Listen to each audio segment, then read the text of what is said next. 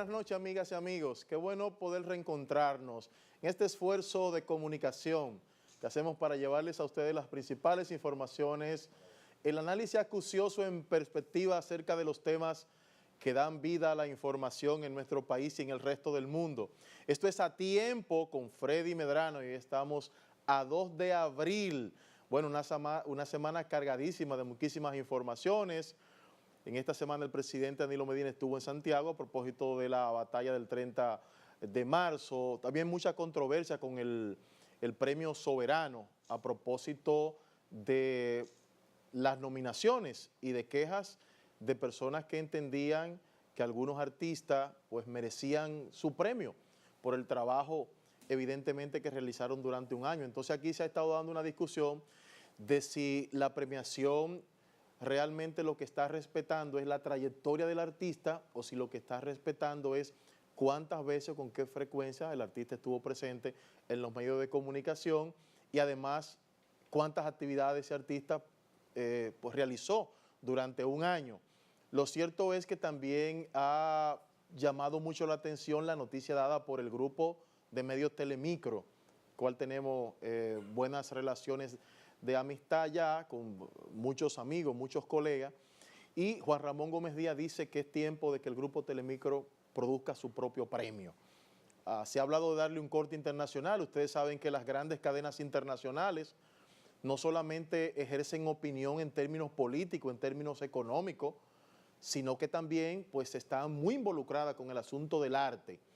Y hay cadenas internacionales de comunicación que más que el arte se han ido incluso a franquicias de concursos de belleza, otro tipo de concurso en el área de deportes y también se han ido al sector hotelero, al sector del turismo, lo que quiere decir que en República Dominicana parece ser que ya está existiendo una idea con relación a ampliar un poquito más lo que debe ser el rol de los medios de comunicación.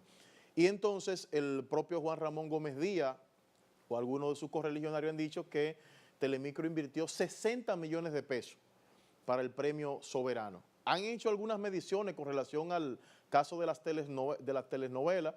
Ustedes saben que hay un branding, hay un perfil de la producción de telenovelas que ha estado cambiando mucho en América Latina.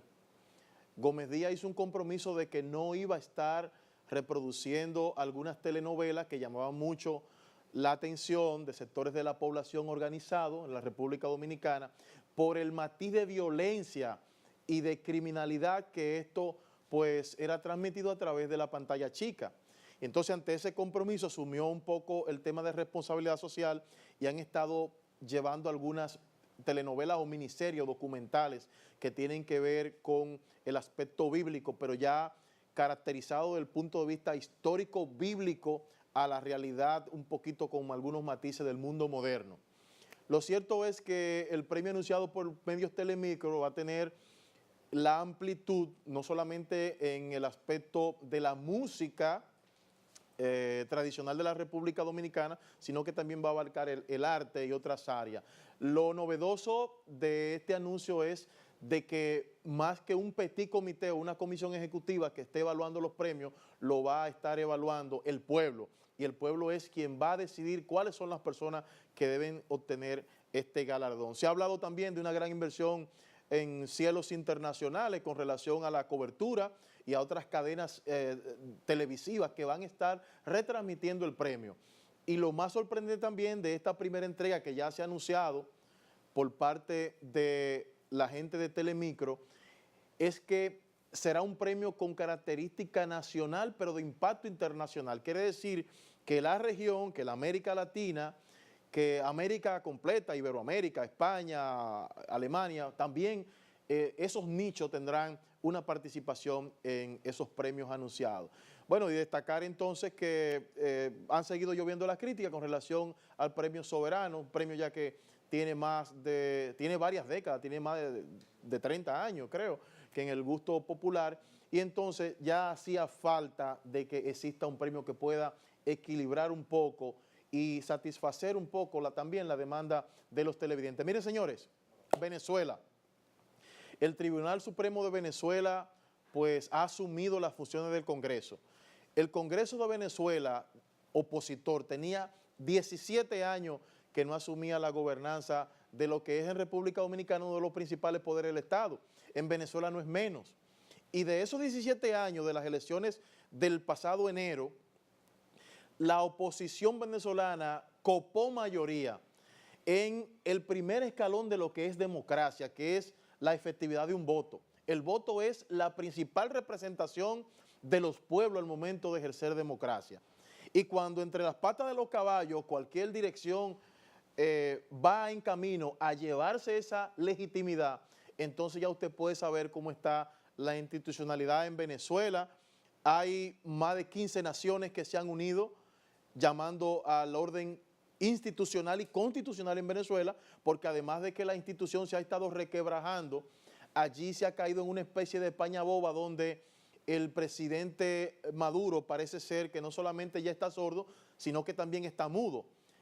Y a pesar de que él es un hombre muy procaz y muy elocuente, digamos que en el manejo y en el manoseo de las palabras y de los términos comunicacionales ha estado muy tranquilo con relación a esta decisión. La OEA se ha pronunciado, República Dominicana, aunque no lo ha hecho de manera incólume, sino que hemos tenido algunas opiniones sueltas.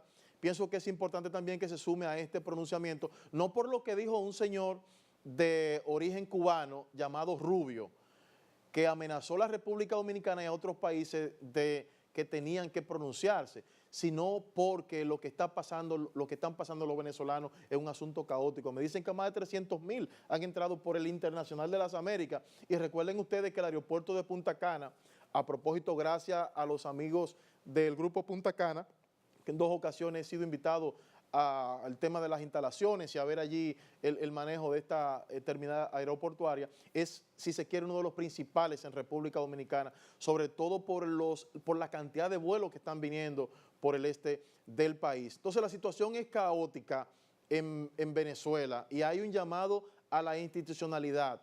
El Congreso, que es la representación de la gente, está siendo subordinado, secuestrado por un tribunal que no tiene nada que ver con la legitimidad que dan las urnas. Y reitero, después de 17 años de espera, ahora la oposición logra tener mayor cantidad o una cantidad importante en el Congreso. Le han sido anuladas todas las decisiones que han tomado de manera administrativa, todas las decisiones que han tomado con relación al asunto del procedimiento y del tema de alimentos. Y uno de los principales países sudamericanos con la mayor producción y un país rico ha sido llevado, señores, a esto. Ya el tiempo se terminó de echarle la culpa a la gente de los copellanos y demás.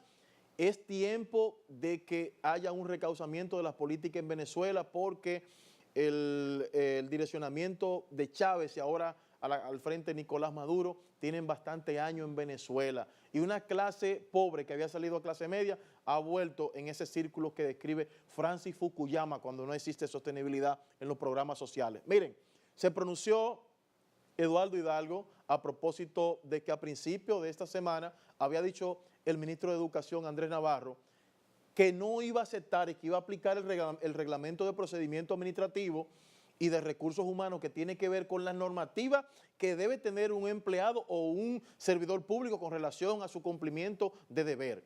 Y ha dicho que hará para la gente o para los profesores que no cumplan con las horas de docencia las amonestaciones, suspensión y cancelaciones. A propósito de que en algunas regiones del país, porque la ADP está diseminada por regionales, habían parado la docencia por muchas semanas. La ADP respondió con una rueda de prensa, su vocero principal, el amigo Eduardo Hidalgo, diciendo que desde el lunes de esta semana pasada ellos estaban trabajando en un cronograma, en un plan estratégico para poder reponer las horas de clase que ya habían perdido anteriormente. Entonces, hay 21 puntos que están sobre una mesa. Yo no sé qué tan difícil es la discusión de esos 21 puntos cuando la educación en la República Dominicana, hay que destacar que ha sido una de las prendas más preciadas del gobierno de Danilo Medina, que firmó el Pacto por la Educación y le ha estado entregando el 4% del Producto Bruto Interno. Entonces, fíjense ustedes que hay más de 2 millones de estudiantes que reciben desayuno, comida en la República Dominicana, y además de tan extendida, existen creo que más de 1 millón en la República Dominicana que reciben almuerzo. Entonces, con el tema de la educación no se puede jugar, porque aunque no tengamos resultados políticos inmediatos en la República Dominicana, desde la fundación de la colonia, este será uno de los temas resueltos. Y ese proyecto y ese plan que mantiene el INAVIE, con el 92% del presupuesto comprometido al desayuno escolar y al almuerzo de los estudiantes y al fortalecimiento nutritivo de los estudiantes, eso hay que respetarlo, independientemente de que han habido algunas cositas de procedimientos con el tema de los pagos y demás en términos gubernamentales. Entonces, eso tenía que decirle por este momento. Finalmente, miren, fue anunciado el asunto del plan de seguridad. El plan de seguridad, se han anunciado 4 planes de seguridad en 2 años. Yo he dicho que el Ministerio de Interior y Policía es el responsable del diseño e implementación, supervisión y control de las políticas de seguridad en la República Dominicana, porque no solamente el Ministerio de Interior y Policía es el jefe de la Policía Nacional, que es el instrumento de prevención y de supervisión de las calles del país, sino que también maneja el tema de los bomberos, maneja la liga municipal, es presidente del tema de los ayuntamientos, es decir, los ayuntamientos que son el primer instrumento de democracia en las provincias, en los municipios, en los distritos municipales, en los 255 nichos municipales que hay en el país, pertenecen a estar bajo la jurisdicción de la Liga Municipal Dominicana, porque todo el mundo sabe que del Ministerio de Interior y Policía, porque todo el mundo sabe que la Liga Municipal Dominicana, aún en la ley que tiene, que está obsoleta, se supone que es un organismo o un órgano asesor de las políticas. Bueno, había que hacer algo. Cuando un paciente llega a emergencia, usted tiene que darle el medicamento para estabilizar el paciente, pero no quiere decir que este instrumento usado en este plan mixto, que ya ha sido encomendado por las Fuerzas Armadas, sea el instrumento que necesita el sofoque de la delincuencia.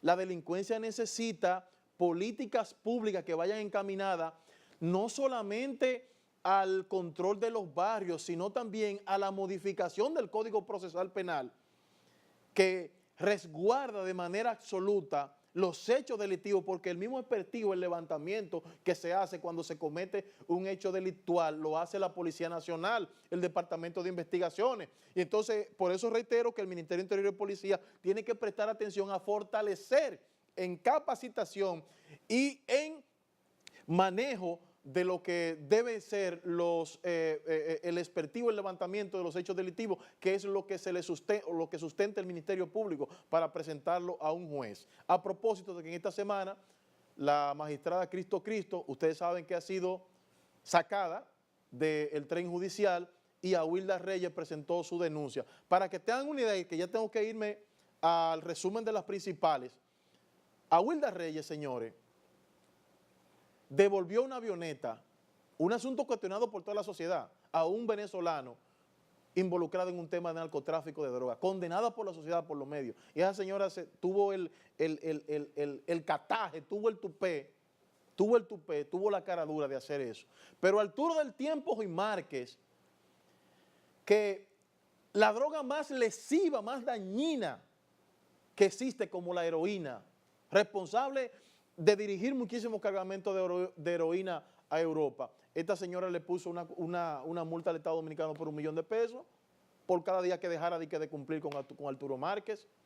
Y además ella misma ha confesado que no va a caer sola, que lo que había era un entramado con el juez Area Valera, que se metió ahí detrás de una reja, de una verja perimetral aquí en la Nunciatura, haciendo un show mediático y político. Entonces, fíjense ustedes que la delincuencia es un tema muy amplio, en el cual yo no tengo tiempo de seguirlo ampliando en esta hora. Yo me voy a las informaciones que han sido noticia hasta este minuto en el resumen de las principales y retornamos con más de A Tiempo.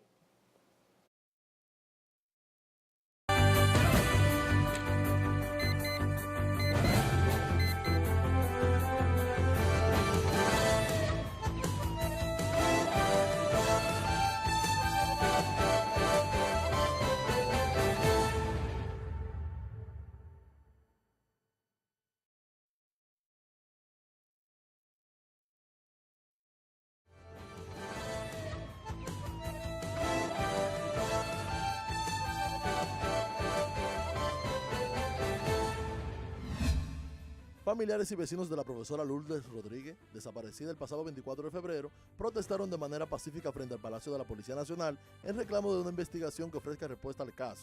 Ronald Figuereo explicó que las autoridades no han puesto mayor atención al suceso ocurrido en La Caleta por su origen humilde. Que junto a la alcaldía estamos interviniendo el vertedero para que pueda funcionar y operar con normalidad. El ministro de Obras Públicas, Gonzalo Castillo, anunció que buscará junto a las autoridades de Puerto Plata una solución definitiva al problema sanitario que representa para la ciudadanía el vertedero municipal de San Felipe. En ese sentido, el alcalde de ese municipio, Walter Musa, refirió que el vertedero contará con una carretera de acceso y será convertido en un relleno sanitario con el apoyo de Obras Públicas. Tras ser interrogado el lunes por la Procuraduría General de la República, el expresidente del Senado, Ramón Alburquerque, aseguró que durante su gestión no fue aprobado ningún proyecto con la empresa constructora Odebrecht. Además, afirmó que tampoco votó por ningún contrato de la empresa brasileña. El ministro de Turismo, Francisco Javier García, dijo que quedó demostrado que la Odebrecht no financió la campaña electoral del presidente Danilo Medina. La verdad, como debe ser, siempre florece frente a la mentira, adujo en una nota de prensa García, quien también es miembro del comité político del oficialista Partido de la Liberación Dominicana. La esposa del publicista Joao Santana excluyó a la República Dominicana de los países que recibieron recursos de la empresa Odebrecht para financiar campañas políticas de los partidos, como en Brasil, Angola, Panamá y El Salvador. Mónica Moura era una de las 5 principales personas que manejaban la cuenta de la empresa brasileña para financiar campañas electorales, realizando pagos entre 50 y 60 millones de pesos. El ministro de Defensa, Rubén Darío Paulino Sen, garantizó que los 7.000 soldados y policías que se sumaron desde el viernes a labores de prevención tendrán resultados positivos para la sociedad. El alto mando militar reiteró que las Fuerzas Armadas aportarán 2.000 de sus miembros que han sido debidamente entrenados, mientras que la Policía Nacional aportará los otros 5.000.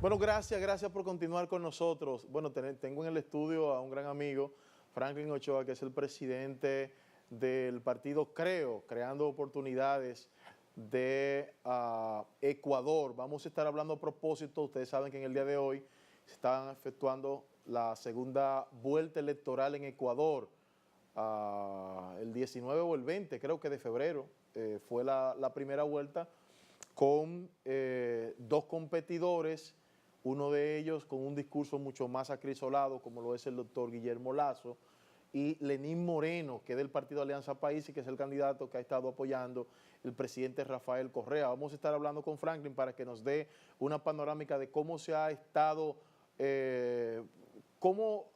desenvuelto toda esta situación en Ecuador, a propósito de que la primera vuelta votó un poco más de 10 millones de ecuatorianos en esas elecciones. Entonces vamos a ver realmente una información que tiene que ver con la ejecución del plan de gobierno para enfrentar la delincuencia, y se ha hablado también de la colocación de unos 7.000 militares y policías en las calles de la República Dominicana, que fue parte de nuestro comentario en el primer bloque.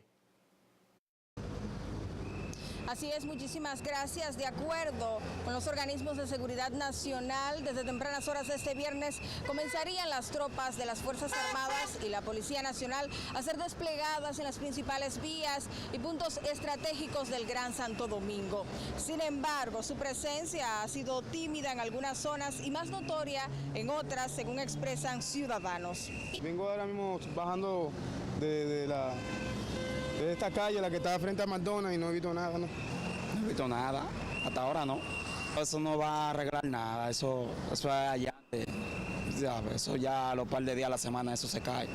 Es muy poco ese patrullaje, la delincuencia va a seguir porque es que aquí no hay mano dura. En la entrada del Valcarrizo esta mañana vi vi en la 27 de febrero y vi en la Luperón. En avenidas como la Núñez de Cáceres y la Winston Churchill, el equipo de Noticias 23 pudo observar una vigilancia mínima de patrullas y motorizados. Incluso en intersecciones importantes como esta 27 con Churchill, donde se han escenificado grandes asaltos. Pese a los esfuerzos de las autoridades, persiste la desconfianza entre la ciudadanía. De mi país yo me siento decepcionado porque esto está muy inseguro y uno no puede salir a la calle, nada. Aquí esto va a seguir igualito. Bueno, aquí será el pueblo tirando a la calle, será un pueblo en la calle, no hay ejército que lo detenga. Eso es lo que va a haber que hacer aquí. Bueno, el tema de salario en la República Dominicana todos los años encuentra una discusión importante a propósito de cómo se manifiestan o cómo se manifiesta el empleo en nuestro país. Ustedes saben que en algún momento hemos analizado el comportamiento de la economía en el país, 12 años creciendo, alrededor de un 6.5%. Los últimos 3 años hemos encabezado la región en crecimiento en la República Dominicana. Sin embargo, una de las principales quejas es que ese crecimiento no se desparrama en los sectores más despauperados del país y en la clase trabajadora, que es la base, que es la parte incólume, el motor de cualquier economía en el mundo. Y entonces muchos empresarios cuando ven una cámara de televisión dicen que hay que aumentarle a la clase trabajadora, pero en sus empresas no hacen ni practican esto. Y entonces en esta semana, pues el pasado viernes, o sea antes de ayer, hubo una discusión del sector empresarial, de la clase trabajadora representada en los diferentes ejes de la clase laboral, y el sector empresarial. Separaron del salón la clase empresarial a propósito de que se acordó un 20% con el tema del salario, el aumento salarial. Vamos a ver este reportaje. Las negociaciones iniciaron como estaba previsto en el Ministerio de Trabajo. Los empresarios retomaron su posición de pedir la reclasificación y un aumento de un 9%, lo que fue rechazado de inmediato por los trabajadores. Luego de intensas negociaciones, los empresarios decidieron abandonar la mesa del diálogo. Tras el retiro de los empleadores, el Comité Nacional de Salarios consensuó con los representantes de los trabajadores un aumento de un 20%. Completamente inaceptable esa actitud asumida por los empleadores, porque hemos sido muy pacientes con ellos, le dimos los plazos que nos pidieron, dejamos que se expresaran y que dijeran aquí cuáles eran sus posiciones, y aún así se pararon de la mesa y se fueron. Así es. En el año 2015, los empresarios se quedaron ahí con el sector gubernamental y votaron una tarifa de 14%. Hoy pasó lo contrario. Los delegados gubernamentales se quedaron con nosotros y votaron una tarifa de 20%. Por eso es un triunfo para el movimiento sindical, independientemente de que no sea suficiente. Esto sigue siendo insuficiente, lo saben los empresarios, porque ellos saben que en los últimos 10 años el salario ha perdido la capacidad adquisitiva de 30% y la canasta básica está por encima de eso. Esta decisión de 2 sectores de los 3 que componen el Comité Nacional de Salarios podría ser impugnada en las próximas horas por los empresarios a través del ministro de Trabajo. Tienen el derecho ahora de impugnar al ministro de Trabajo y entonces si el ministro rechaza, como lo va a rechazar, estamos seguros que el ministro va a rechazar esa posición del sector empleador, entonces se aplica inmediatamente el 20%. ¿Con retroactividad o vigente? Vigente al primero del mes que viene. El aumento significa que el salario mínimo más alto ahora será de 15.447 pesos con 60 centavos. El mediano, 10.000 pesos con 620 y el pequeño de 9.411 con 60 centavos, los cuales entrarán en vigencia a partir del 1 de abril del 2017. Bueno, el diputado ante la Asamblea Nacional de Venezuela, Razmín Montilla, ha estado muy activo en diferentes medios de comunicación de nuestro país. Ha dicho que se va a quedar en República Dominicana. Quedará a vivir en República Dominicana a propósito de la difícil situación que tiene el pueblo venezolano y tras conocer el tema de la abolición del Congreso Nacional. Vamos a ver esta opinión. Debo agradecer a todos los países de la región, o por lo menos en su mayoría, que por lo menos han dicho, bueno, ok, hay dictadura en Venezuela, hay que hacer algo por Venezuela. Lo dimos en la OEA hace año y medio, jamás pensaríamos que íbamos a tener casi 20 votos de apoyo, 20 naciones diciendo en Venezuela hay dictadura. Bueno, ahí está la opinión de este diputado que ha dicho en más de una ocasión que no regresa a Venezuela hasta que el orden a la institucionalidad, el orden constitucional, no sea restablecido en ese hermano país. Vámonos de inmediato a las internacionales y retornamos entonces, ya está en el estudio, el presidente del partido CREO, el partido Creando Oportunidades, en la República Dominicana, Franklin Ochoa. Vamos a hablar de cómo ha sido este proceso de elecciones en Ecuador a propósito de que su candidato, Guillermo Lasso, ha estado impactando no solamente los principales medios ecuatorianos, sino a toda la región, a propósito de que había una confianza por parte del candidato gobiernista o el candidato gubernamental, Lenín. Pues vamos al corte y vamos a las internacionales, al corte y retornamos con más de A Tiempo.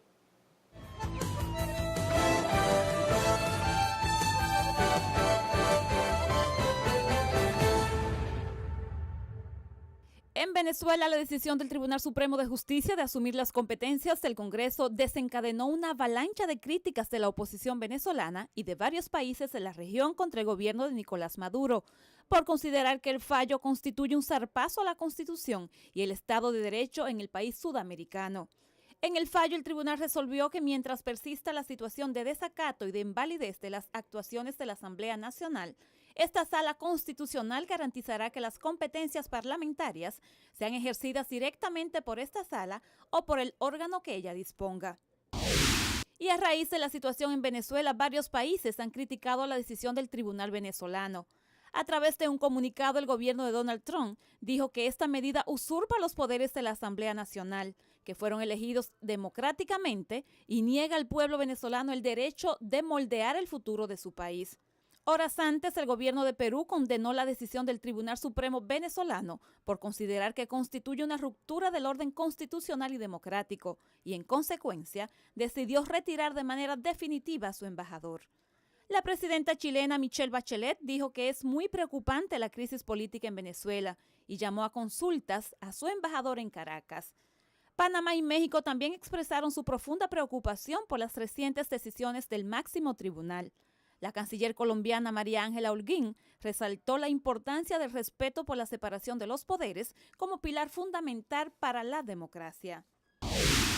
De inmediato, el secretario general de la Organización de Estados Americanos, Luis Almagro, solicitó hoy formalmente a la presidencia del Consejo Permanente del organismo que se convoque una sesión urgente sobre la situación en Venezuela bajo el artículo 20 de la Carta Democrática Interamericana.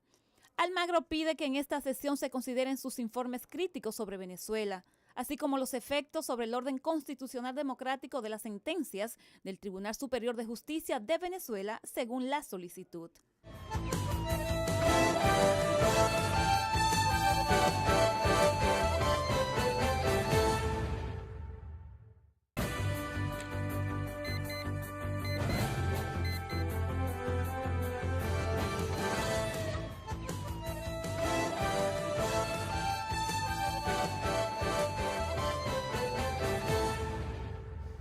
Bueno, gracias por continuar con nosotros a tiempo.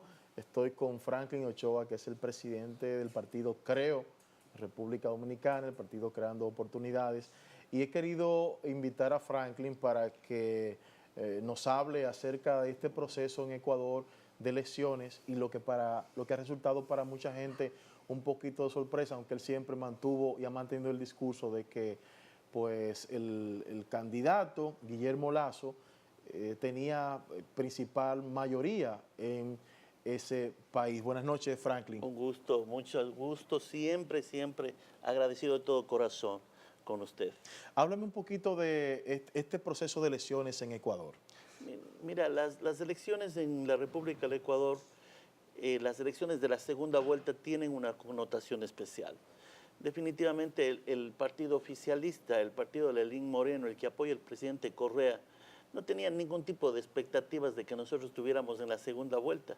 Ellos hicieron absolutamente todo lo posible para que nosotros no vayamos. Si no hubiese existido un pueblo que se levante, un pueblo que proteste, un pueblo que defiende el voto, hoy hubiésemos estado ya con un gobierno continuista del socialismo del siglo XXI, encaminados ya para el próximo Ecuador, que sería la próxima Venezuela. ¿Qué te quiero decir con esto, mi querido amigo? Es que nosotros, como creo, tenemos una propuesta excelente. El 60% de la población ecuatoriana le dijo no al correísmo, no al continuismo, no a Lenín Moreno. Y la gente me dice, pero creo no es el 60%. Creo no es el 60%, pero creo sí hoy es el representante del 30% de las personas que le dijeron no al correísmo. Por eso estamos hoy seguros que vamos a ganar las elecciones de manera definitiva el día de hoy. ¿Cómo nace Creo? A propósito de que es una organización joven en Ecuador. Creo nace en el año 2012 ya formalmente. Esto es formado por una coalición de hombres de honor, hombres de gran valor, que le estaban diciendo ya en ese instante no al presidente Correa, ya no podemos más. Nos estamos dando cuenta que lo que estás haciendo y lo que estás proponiendo nos va a nosotros a llevar a la destrucción. En ese momento se forma y a tan solo 9 meses de haberse formado, en el año mismo electoral, hablemos así, logramos sacar 2 millones de votos. Hoy en día Creo no es el partido bebé, hoy día Creo está comiendo carne.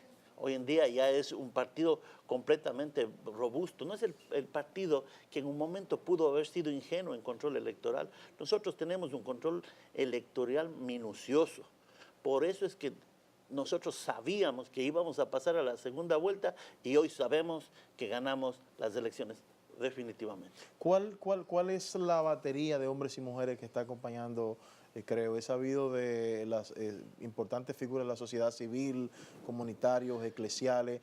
Es una alianza, Creo, Suma.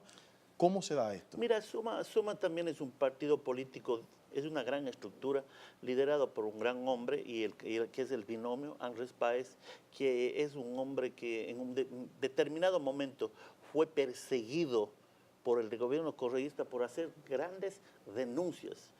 No chiquitas denuncias, no pequeñas denuncias, sino grandes denuncias de corrupción en los que estaban mezclados la élite del Estado. Entonces, él hoy es el binomio por Suma, pero realmente creo Suma es un solo cuerpo, un solo corazón, una sola fuerza que van a gobernar los próximos 4 años la República de mi amado Ecuador. Para ustedes fue una sorpresa, Ochoa, el tema de la primera vuelta. Vimos al gobierno, algunos correligionales, alguna gente del gobierno de Correa pronunciarse con relación a lo que pasó en esta primera vuelta. Mira qué es lo que pasa. Pelear con el oficialismo es pelear contra un gigante. Pelear contra el oficialismo es pelear desigual. Pelear con el oficialismo es tener la cancha inclinada y tú decirle a uno de los basquetbolistas que cerrado los ojos, tire el balón y enceste. Es muy difícil. Pero ¿qué es lo que sucede? Nosotros ya sabíamos las estadísticas. Nosotros sabíamos completamente las estadísticas. Y ellos se levantan 4:30 a proclamarse ganadores. Eso es parte de un fraude.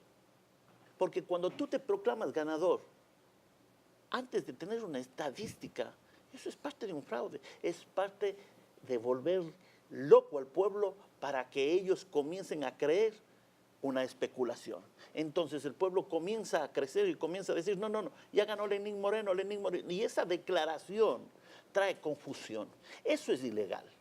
Entonces, ¿qué es lo que nosotros hicimos? Nos levantamos en protesta como pueblo y declaramos la verdad con fuerza, con potencia, y así ellos, con mucho temor, porque dice Quito, la capital de Ecuador, es el corazón político. Eso es cuando se levantan los quiteños hay que tener mucho cuidado porque ellos ponen y quitan presidentes. Y la sociedad ¿Cuál es la de Quito población se levantó. de Quito? Quito debe tener ahora unos 3,5 millones, casi 4 millones de personas. ¿Y electoralmente? Electoralmente nosotros estaríamos hablando quizás de unos 2 millones y pico. No tengo exactamente las cifras, pero te estoy diciendo que Quito pone presidentes y saca presidentes. O sea, cuando Quito se levantó con toda su cultura, con toda su potencia, hay que escuchar. Y como dice el presidente Correa, prohibido olvidar, presidente Correa, allí es donde votaron a Lucio Gutiérrez, allí es donde votaron a Abdalá Bucaram, allí es donde se fraguaron los más golpes duros por una protesta ya social que el pueblo no aguantaba. Entonces, ¿qué es lo que te quiero decir? Guillermo Lasso hoy es la única opción que tiene el Ecuador. Hoy gana Guillermo Lasso porque es la única opción que tiene Ecuador. Si Ecuador no quiere ser el próximo Venezuela, hoy en las urnas debieron haber estado poniendo Guillermo Lasso, Guillermo Lasso, Guillermo Lasso, cambio, Guillermo Lasso, cambio. Cada vez que una mujer, cada vez que un joven, cada vez que un anciano, cada vez que un empresario iba allá, miraba la papeleta y decía, cambio, no quiero que el Ecuador sea Venezuela. Es así de sencillo. ¿Cómo se da esta segunda vuelta en términos de la estructura electoral en Venezuela? Porque de Ecuador. En Ecuador se debe tener más del 50% para ganar las elecciones o el 40%, pero con una proporción de 10 puntos por encima. Esta segunda vuelta, ¿cómo está definitivamente el que tenga ya la mayoría gana en la segunda vuelta. Pero ¿qué pasaba mediante el código de la democracia en la primera vuelta? La gente dice, pero si es que a Lenín Moreno le faltó décimas para el 40. O sea que él ganó. ¿Para qué el pueblo ecuatoriano tiene que estar haciendo otras elecciones y gastando millones y millones y millones de dólares para ir a otras elecciones? Te voy a explicar algo curioso, porque el que no sabe no puede ver la realidad. Sí, porque ellos se quejaron. Ellos claro que se quejaron. Sí. Tú necesitas haber hecho una votación de la siguiente manera. El 40%, si que llegabas al 40% y había una diferencia de 10, ganabas. ¿Por qué? Porque esa norma prácticamente resultaba para una primera vuelta. Te voy a explicar sencillamente. En el momento que se da eso de allí, tú estás diciendo que como hay una parte del 10%, indudablemente, aunque suceda todos los votos nulos, todos los votos blancos, iban a ser sumados al candidato que iba primero, entonces iba a ganar. O sea, es así de sencillo. Pero en la segunda vuelta no. En la segunda vuelta radica. En la segunda vuelta, si tú ganas, tienes 47 y el otro tiene 42, pues ganaste. Pero ellos querían hacer esa trampita. Ellos dijeron, bueno, 39.2 y nosotros decimos que es fraude. ¿Entiendes? Entonces, todas esas confusiones, todas esas trampitas hicieron que el Consejo Nacional Electoral no declarara como tiene que ser. El 80% de las actas se dieron en 5 horas y el 20% se dieron casi en 3 días. Parece que, o no parece, el tema de la confianza en un proceso electoral es una pieza fundamental para quien va a participar en ese certamen electoral. Vamos a hablar un poquito de esto luego de este corte.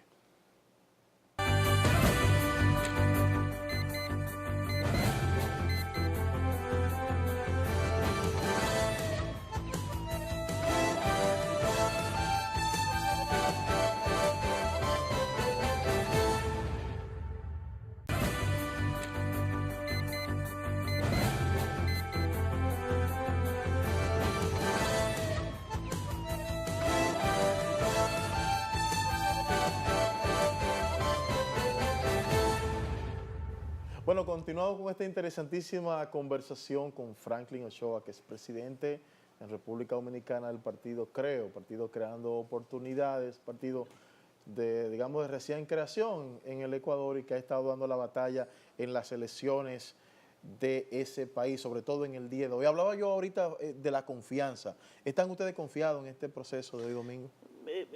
Te voy a poner un ejemplo fácil. Tú vas a tener una lucha con un hombre que tiene 100 kilos más que tú.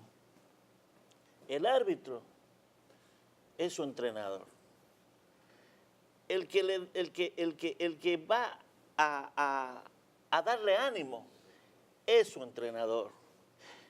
Todos los jueces son sus entrenadores. Entonces tú vas y dices, bueno, lo único que me queda a mí es que ellos sean transparentes. Ahora, nosotros como demócratas sabemos que debería ser justo. Ahora, yo te voy a decir una cosa, personalmente, yo creo que tantas irregularidades ha habido que yo no confío en el Consejo Nacional Electoral. Esa es una opinión personal. No es la opinión de Creo, pero es una opinión personal. Las irregularidades de las elecciones del pasado 19 de febrero. Esas irregularidades fueron actas que encontraban en basureros, cajas enormes llenas de actas que se transportaban en automóviles sin custodia, irregularidades a nivel de embajadas, muchísimas, inconsistencias. Imagínate que solamente en unas actas que ellos denunciaron había 100 votos para Guillermo Lasso, solamente en una, y eran paquetes de actas. Fotos que les tomaban en jeeps, llenando las actas en pleno mediodía, a mediodía. O sea, ¿cómo tú puedes decir que las elecciones fueron transparentes? ¿Cuántos ecuatorianos votan en el exterior? En el exterior aproximadamente votan unos 500,000 y pico ecuatorianos. Alrededor de Latinoamérica votan 31,000 personas, en Canadá y en Estados Unidos unas 100,000, la mayoría están en Europa. Pero estamos hablando de un número significativo. Un número significativo de los cuales nosotros tenemos ya la observación para que los votos estén llegando correctamente, porque para mí, si hubiera alguna irregularidad, sería en el extranjero. Y en el caso, por ejemplo, de las elecciones del 19, la primera vuelta, hubo poco más de 10.300.000. Sí. Creo que 10.343.000, si no... Muchas personas fueron a votar y por eso, déjame decirte... En el día de hoy, más o menos, ¿cuál ha sido o qué se ha esperado con relación a la cantidad y a la abstención? Bueno, yo pienso 18, un 20. Yo pienso que sí, de un 18 a un 20%. Sí. Posiblemente va a haber de abstención, sí. Pero yo creo que el pueblo está tan apasionado por terminar esta pesadilla. El pueblo va a volcarse a las urnas y a decir no, no, no, no, no, no, esto se terminó. Y hoy vamos nosotros a gritar con gran algarabía y con gran gozo que Guillermo Lasso es el próximo presidente de la República y que el socialismo del siglo XXI y el continuismo ha sido derrotado. ¿A qué crees tú que se debe pues esto que ha emergido con Creo en el Ecuador? A propósito de que Correa en algún momento se veía como el paladín y en las encuestas presentaba números importantísimos con relación a su imagen y al manejo también del gobierno. Mira, el presidente Correa, yo quiero que entienda el pueblo que esté escuchando aquí, esto no es algo personal contra él, sino es una cuestión política, es una cuestión de disentir en opinión. Yo puedo respetar al presidente como presidente. Cuando vienen y me hablan a mí de él, pues yo puedo hablar como persona, creo que es una persona a la cual todos, por el mero hecho de ser presidente, tienes que respetar, pero es una cuestión de opinión. Mira, en el año 2007 viene el presidente Correa a ser presidente porque había un gran ausentismo durante 25 años de líderes políticos de envergadura y serios en el Ecuador. Entonces viene este joven, un economista, viene a ocupar la máxima dignidad de un país, que es el ser el presidente de la República. No, y a recuperar un país que estaba en una situación económica bastante compleja. El hombre comienza bien. Sí. El presidente comienza a hacer cosas interesantes. tiene el apoyo de un pueblo, hace cierto tipo de recuperaciones, pero comienza a hacer un sinnúmero de cambios y comienza a hacer una constitución hiperpresidencialista, donde él toma el Consejo Nacional Electoral, la Contraloría, el Poder Judicial, y comienza a cogerse todo, incauta medios de canal de televisión, hace una ley mordaza, y nadie puede ahorita tú podrías disentir de frente con el presidente, ahí en el Estado propiamente, tú te vas preso, hermano, así de sencillo. ¿Por qué? Porque ya no hay una libertad para disentir y opinar libremente. Entonces, nosotros necesitamos el periodismo investigativo, el periodismo como el tuyo, necesita aflorar para que haya una real democracia. Franklin, gracias. Bueno, espero que estos resultados, ¿cuándo tenemos ya? Esta noche imagino que ya habrá un panorama. Claro que sí, y te voy a llamar inmediatamente para ir a festejar. ¿Qué te parece? Bueno, ahorita antes de las 12 de la noche con todos. Nos estamos conversando con Carlos, Delvi y los muchachos. Un gran abrazo a todos ustedes y pues tenemos el gozo de tener un nuevo presidente, espero. Un placer siempre, Franklin, conversar. Señores, gracias por habernos acompañado y entonces recuerden nuestra retransmisión el martes a las 9 de la mañana. Que pasen feliz resto del domingo y mañana es el primer día laborable de la semana. Así que bye bye, buenas noches.